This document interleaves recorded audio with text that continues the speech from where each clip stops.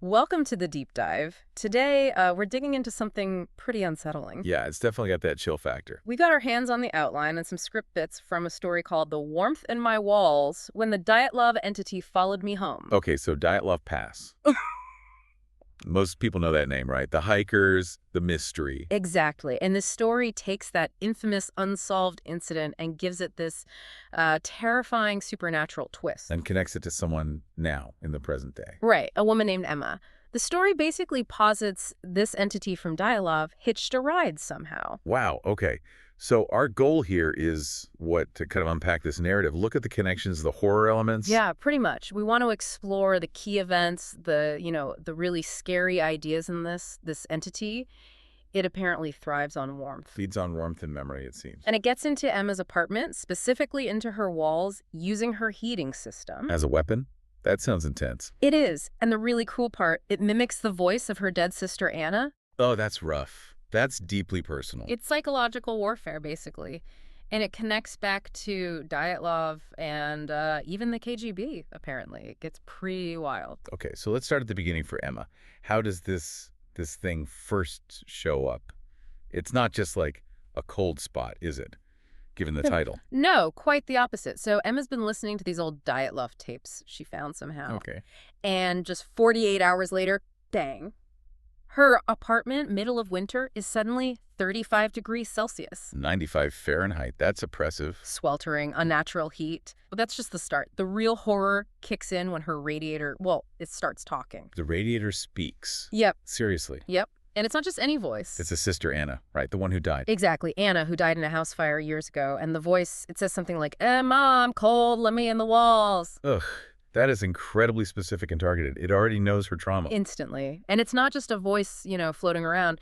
The script mentions the sound of scratching. Scratching. Inside the pipes, like something physical is trying to get Right. what's already in. So it's not just auditory. It's like this invasive physical presence right from the get-go. Totally. Makes your skin crawl, doesn't Yeah, it? it really does. So, okay, Emma's obviously terrified. What does she do? She must try to find answers. She does. She starts digging, and her search leads her to this older guy, Dmitri. He's like 70. And who's Dmitri? He's the grandson of Lyudmila, who the story claims was a survivor of the original Dyatlov incident. A survivor? I thought everyone... Well, okay, so this connects Emma's current horror back to the source. Right. And Dmitri tells Emma Lyudmila's story. Apparently, she survived the initial chaos at the pass by climbing a tree. Okay, try to get away.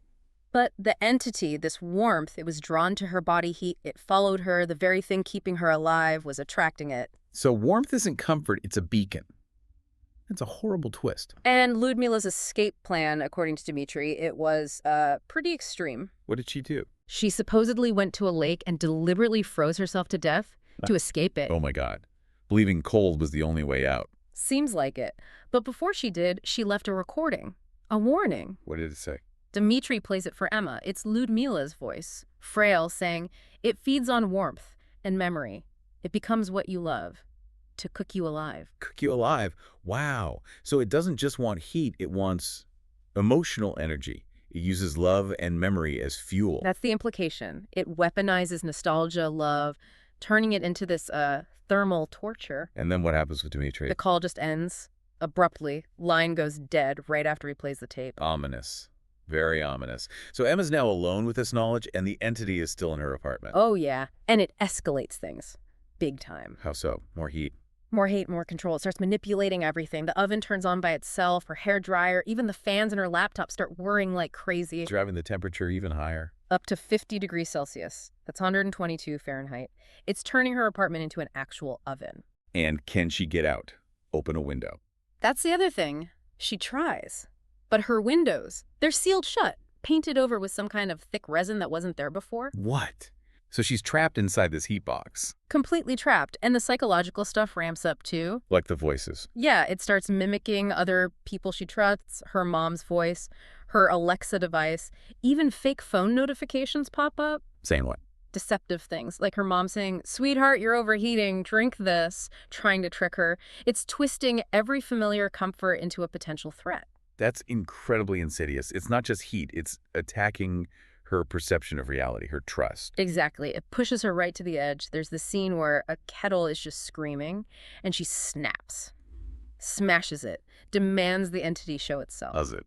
Sort of. Not like a ghost appearing, but mold starts spreading rapidly on the wall. Mold? Yeah, but it's described as this wet, rippling sound, and a shadow seems to melt through the paint. It's becoming physically manifest in the decay of her apartment. Ugh. So it's corrupting the physical space now, not just the atmosphere. Right. It's like an infestation. This is where things take another turn, though, right? With the package from Dmitri. Yeah, before he vanished, Dmitri managed to mail Emma some documents. Classified stuff. What kind of A document? KGB blueprint dated 1962 for something called a Thermal Anomaly Containment Lab Level 7. A KGB lab for containing this thing. Seems like it. But the kicker, the address on the blueprint. Let me guess. It's the location of her apartment building. The lab is underneath her. No way. So she's living directly above its original prison. Or maybe its feeding ground. The documents also include a scientist's voice memo. A KGB scientist, what does it say? It describes the warmth as a plasma-based life form. Plasma-based. Okay, that gives it a sort of sci-fi, almost biological angle, not just supernatural. Right, and it says the entity mirrors trauma to maximize prey's body heat. It's a calculated predatory tactic. To literally get people hotter through distress. Mm. And how did they contain it? The memo mentions only two ways. Extreme cold. Like lyudmila tried. Exactly. Or vacuum chambers. And then there's this one last creepy detail in the memo. What's that? The entity's hum, its energy signature. It synchronizes with household appliances, like Emma's fridge. It's always there, subtly part of her environment. Okay, that is deeply unsettling. It's everywhere. So Emma knows there's a lab downstairs. What does she do? Well, the entity lures her down there, using Anna's voice again. Of course. I'm so scared. That kind of thing. Pleading. But Emma's starting to catch on. How? She notes the voice is almost too perfect. Too much like Anna. The mimicry isn't quite right when you listen closely. She senses the artificiality. So she goes down, but she's wary now. And she finds the lab. She finds the lab. And it's not derelict. It's still functional, powered up. After all these decades, who's been maintaining it? Or what? That's the terrifying question. And then she sees it, the thing that changes everything. What does she find? Lyudmila's jacket, the one described from the Dyatlov incident. Hanging on a chair inside the lab. Wait, but Dmitri said she froze herself in a lake. Exactly. She didn't die in the lake. That was a cover story. The KGB didn't just find her. They put her in the lab. To feed it. They kept her alive as its heat source. To feed it, that's the implication. For decades. A living battery fueled by her trauma and warmth. That is monstrous. Truly monstrous. And then it gets worse. A vacuum chamber in the lab starts to open. Oh, no. A sound comes out. A warbled scream. And then the entity speaks. Not as Anna. Not as one voice. Multiple voices. Yeah. It says, "We kept her warm for 66 years. You'll last longer." Oh, God. So Lyudmila was kept alive, conscious maybe, for 66 years. Yeah. Just to sustain this thing. That's the horror of it. And the promise or threat Oh. to Emma. And how does the story end for Emma? The last sound described is a heavy steel door slamming shut. Then silence. Then just a single slow drip. Leaving her trapped with it. Ah, it's bleak. Incredibly bleak.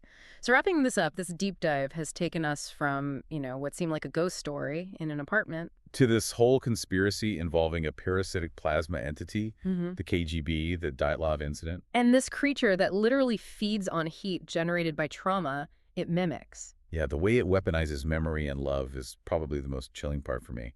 Finding Lyudmila's jacket, realizing she wasn't an escapee but a prisoner, a food source.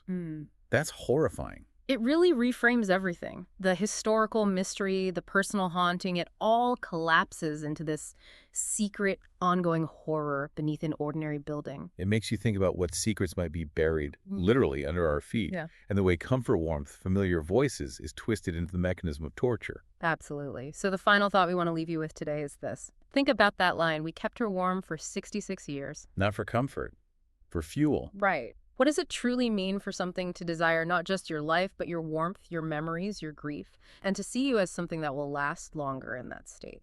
Makes you wonder if maybe Lyudmila's initial instinct about the cold, maybe that wasn't such a bad idea after all. A chilling thought to end on.